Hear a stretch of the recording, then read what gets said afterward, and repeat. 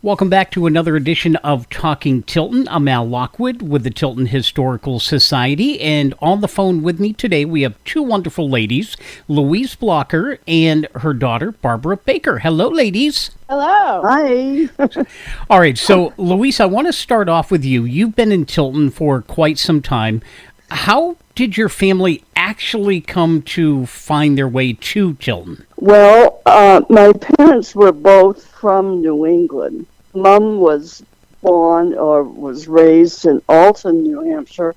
Dad was from Maine. So how they met, I don't know. But anyway, they were in North Carolina. My dad did not like the South at all. He wanted back in New England. So they started out. I was born in 1933. So I wasn't very old because en route, Mother had my sister Peggy, and we stayed with family in Alton while she was in hospital. And then we continued on. Dad was driving a Model T. I obviously don't recall the car. Right. But I've heard about it. It broke down in Tilton, New Hampshire. And the story he gave me was that this is where we are probably destined to be. It's meant to be. So this is how he picked Tilton. At the time, there was work going on. Now, I'm sure that you've probably got, or John has, numbers of which buildings are done when, but sure. There was work. There was work to be done at Tilton School, and Dad told me that he was hired to paper and plaster and do that type of work. Whether it was a new building, I'm not too sure about it. But they also owned a few houses on the street where we lived, and so my parents rented a house from Tilton School. Okay. Now, my dad dug a hole, pushed that Model T in the hole, and covered it up. He buried the car. He buried the car, and the road that would go down past our house, I don't know how familiar you are with streets in town. At that time, it was called Pleasant Street. It's now called Academy. Okay, yep, know right where it is. All right, so it comes out to High Street. Yes. There was what was the post office there. It's something else now because we have a newer post office. In remembering how houses were, there was a field there after our house. So I'm assuming that it was done in that area of off Pleasant before High Street. But that's an assumption on my part. And I have to ask you, I've got to get back to the whole car thing because I'm fascinated by this. Was this just something that they did in this era? They just buried their cars? Knowing my father, he could have taken it upon himself. I don't know that it was the norm. Okay. I really cannot tell you that. As a child, hearing about it, I just wasn't that inquisitive, I guess. I didn't ask questions, and in later life, I didn't ever bring it up. That's okay, but talking about putting down your roots, I mean, what better way to say, all right, that is for sure. This is the final destination. Well said, Alan. Right, than to bury the car and say, this is where it's meant to be. I mean, wow. The car broke down at Tilton, he felt that was where we were meant to be. There you go. I mean, that's actually a good omen. I believe that. So if my dad was really wonderful. He very strict, but he had very positive thoughts. He was a Christian. Nothing wrong with that at all. I mean, it sounds like you've got a lot of great family morals and values. So that was how we came here in town. Okay. At Tilton. And all my brothers and sisters, other than my sister that was born in Alton, was born in this area, Franklin Hospital. What a cool story. I absolutely love that. I wish I had more detail for you. No, that's okay. That's absolutely wonderful. And Barbara, when you first heard this story, and I'm assuming your mom told you all about this, what were the thoughts that came to your mind right off the bat? I just remember hearing this story through most of my childhood. And the thing I remember most is that my father thought it was hysterical. And he always thought, wouldn't it be funny if, the town is building or doing some construction or something and somebody digs this up. And I think he had a little fantasy of his own that he wouldn't mind trying to dig it up. The buried treasure. And as far as I know, I don't think there has been any record of anyone finding anything like that. I've never heard. No, not at all. And you figure this had to be, my sister Peggy was born in 1934. Wow. Yes. So tell me more about the family's been here, and from my conversation with your daughter Barbara, your family, or who bought the Gibson house? My husband, Frank Blocker, Barbara's dad. And that was interesting in that it was owned previously, early on, it was owned by Dr. Bernard and Dr. Kathleen Robinson. They were MDs here in Tilton. They went to McKinney, Texas to specialize. So the home was sold to some lady from Massachusetts who had a convalescent home there for a while. Mm-hmm. For whatever reason, she left it, and it was vacant for a long while. Frank and I went to the bank. It was a Laconia Savings, I believe, at that time, and we propositioned them, actually, because we did not have the down payment. Okay. But we wanted the house. So we made a deal, which I don't think you'd be doing today, but who knows. The windows had been broken out. It had been empty for so long. The furnace had to be redone. The place was filthy. I mean, it was full of dirt and rocks and beer bottles and, you name it, whatever they used to break windows. Right. So we had a certain amount of time to do X number of dollars worth of repair. And I remember the bank officials came to see how far we had gotten. And we went back to the bank and took on a loan and owned and finally owned the house. Wow. So we had a big painting party. Mm-hmm. And Barbara had her third birthday party there at that house. So she was an infant at home while we were doing all this, at the apartment where we lived. One day, my husband went to the bank in town. Somebody at the bank offered him a picture of the house, which John has now, and it's very nicely framed. I found a beautiful frame for it. And I feel that it was owned by Mr. Gibson. Okay. Previously, originally. You probably have seen pictures of that house. Sure have. Yeah, with the, all the domes and everything. Anyway, and the grounds were beautiful. I don't know if Barbara told you, but while she was just here visiting me in New Hampshire, mm-hmm. We had a chance to go there, and not inside the house, but to examine the grounds. Okay. And, we had raspberry bushes, and Dr. Kathleen loved flowers, and I think it was probably a stress reliever for her, because she had beautiful flowers. Mm-hmm. And as I say, raspberry bushes, and there were 3 lilac trees with an arbor, and the grounds were beautiful, and now, that they're just not. Right. But the house, as you know, has been at least brought back up considerably compared to what it had been. And I think it's no longer a single-family home. It's made into, apartments? It is, yes. Okay. And we eventually did do a couple of apartments in later years before we sold, and we moved to Ohio. And BJ probably has some memories of the house that she'd like to share. Oh, I do. Yeah, please. Uh, the house also had a rabbit hutch, which is not there. It was adjacent to the barns. The barns were like they were huge, and you could see that at one time the big horse carriages were probably parked in there, and there were two horse stalls.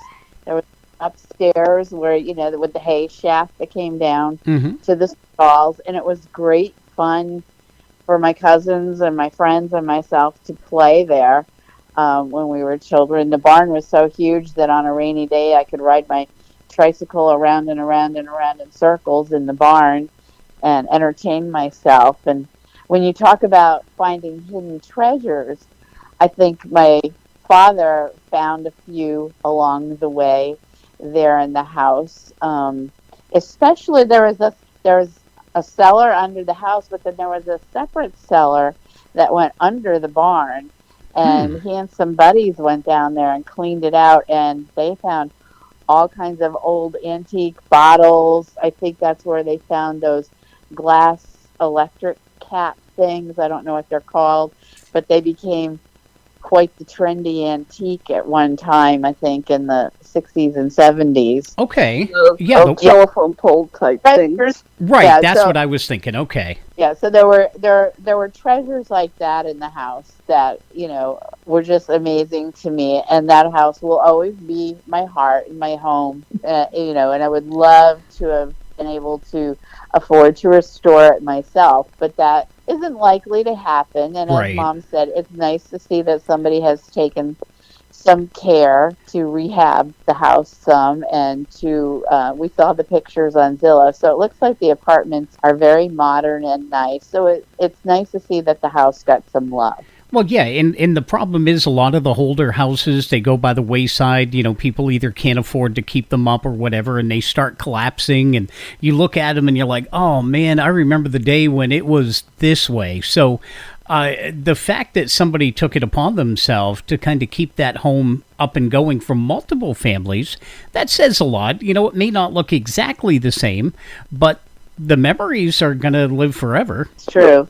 I can sit there and I'm thinking about the cellars, and I never liked cellars as a kid, but they are so cool to explore now that I'm older. I find myself wanting to get into all of the older buildings and check them out. Yes, especially in these big older buildings. I mean, there were rooms and rooms down there, and all kinds of things. Like I imagine there was, spaces for cold storage in the winter and things that we just don't think of today. And it just reminds me so much of what the charm of growing up in that community was. I mean, I remember Mr. Southwick with the horse and carriage delivering his eggs and stopping, and that was a norm to see them. Yes. On Main every Friday. Every Friday. My grandmother lived at the end of Granite Street, and I remember being there all the time when Bert would come by, and I would be waiting at the mouth of the driveway, waiting for him every Friday, and he would show up, and I always got a chance to pat the horse. Yeah. So, Louise, one of the things that I found fascinating is that a lot of people in the town of Tilton know you and remember you because you kind of played a big part in healthcare in one way or another. Am I right? I graduated high school, Tilton Northfield, at that time in '52. Mm-hmm. I wanted to go to college in Boston to be, well, actually it was Catherine Gibbs Secretarial School, and I did win a little scholarship on graduation day. But anyway, in order to get enough money to go, in high school, I waitressed in Laconia, which brings me to another love of mine, was the Tilton Depot and the train station, because that's how I got to Laconia to waitress. Really? Yes. Okay. That's how I got back and forth to work. And so Dr. Kathleen called me one day and asked me if I would consider being a secretary for them. I met up with her on my day off, And I tried to impress upon her that I definitely still wanted to go away to school. But yes, I would like to work for them, but I wanted them to know that I wasn't going to commit myself to a time period. Right. So she said, that's fine, and we may even be able to help you. And that was the kind of people that Dr. Vernon and Kathleen were. I mean, they were wonderful. They were great employers. As I say, they did go away to Texas to specialize, and they wanted me to go with them, and I would get a free education at the same place where they were going, which was military. But in the process of working as a secretary, they had me go to Franklin Hospital mornings, and I would work in the laboratory there, and I learned lab procedures. Okay. So I never became a certified lab technician, but I did their lab work after a lot of work at the hospital, and never did. As I say, I could have had a free education and certified if I had gone to McKinney, Texas with them. They sold their practice to Frank Robinson, and he asked me to stay on. And needless to say, I never got to Boston to school. Yeah, but you know what, though? I worked 23 years between the Robinsons. Exactly. And the on-the-job training is some of the best stuff you can get, and not even going to school. There's some things they can't teach you. I worked mornings at the hospital and learned that, obviously not every lab procedure that comes down the pike. And in those days, you had the old syringe with the needles that had to be sterilized every day after office hours, and make sure there were no burrs on the end of those needles. Yeah. And now they have the vacuum-tainers and everything is disposable, and it's so much easier. I never had that kind of experience, but I had the old-fashioned stuff. Oh, man. All right, so I have to ask you, and I want to get something in your own words. As you were growing up, I want you to picture walking down Main Street in Tilton. Tell me what you see. Tell me what you saw. At that time, what the main... Well, let me think. There were three drugstores, which there are no drugstores in town now. No, unfortunately. Several little individual meat markets. There was several of those. Yeah. And of course, that railroad station. To me, that railroad station was just wonderful. And here another story. Sure. I, as very young, would meet the train in the evening. They would throw out a roll of papers to me, and I would take them up to Presby/Sanborn News. Okay. Do you remember that? Sure do. Okay. And I was given papers, and I had a paper route after meeting the train. Taking them to the Sanborn News. So that's cool. But I love the station, and I just think it's a shame that it's not still there with Timetable Mabel out there. It was fun to roller skate around. I can only imagine. I heard, if I'm remembering right, I think the train station, it was actually moved to Boscawen or something like that? That's true. Yes, it was. I just think it would be such a plus for the town of Tilton to have it there. I think it would be such a draw. Not necessarily that you had to have the working trains coming through, but that place was just so wonderful. I think it could have been like a place to visit. I think a lot of kids now are realizing the importance of history and how important it is to keep these things around. Because when you think about it, I mean, look at the Tilton Mansion. I mean, that almost hit the wrecking ball. I know. That could have been lost forever. And then now it's just about completely restored. It's beautiful. I can't picture Tilton without it sitting up on the hill. Oh, true. So, Barbara, I've got to ask you, too, growing up in Tilton, what's a fond memory that you have? And you might have more than one. Oh, well, I was reliving one of those just recently, as it was Memorial Day Okay. and everything. And living in that house, we would sit on those big granite stone steps right in front of the sidewalk, and a Memorial Day and any other big occasions in town. But the parade would march by the house and go down to Park Cemetery and everything to honor the veterans. And it was, we had friends and relatives and neighbors who came and parked in our driveway. And I just remember sitting out there with everybody and just that thrill and excitement of, being able to sit on my own front steps and watch the parade go by. So that is one of my probably biggest, fondest memories of that house and of town. And just, how charming it was. And, my cousins and my friends and I, we walked everywhere. Right. I think hardly a day went by, especially as teens, that we weren't up and down Main Street and doing things. And back at my first summer job, I worked for the recreation department. I had been part of teen council, and the rec center was up over the town hall on the second floor, and we sponsored dances and bought records, and that place was a hot spot.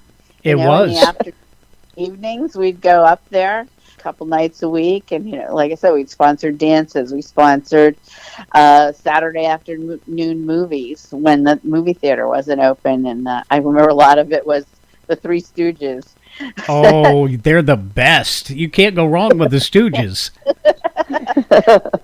And also teen council. It was at the time when Highland Ski Area was open, and as fundraisers, we would have spaghetti dinners and made sure our posters got put up there at the ski area. We would have skiers come in and people, from all around town, and it was just, it was like for the potluck. It was just a wonderful event. My current husband grew up in New Jersey, and he absolutely loves this town.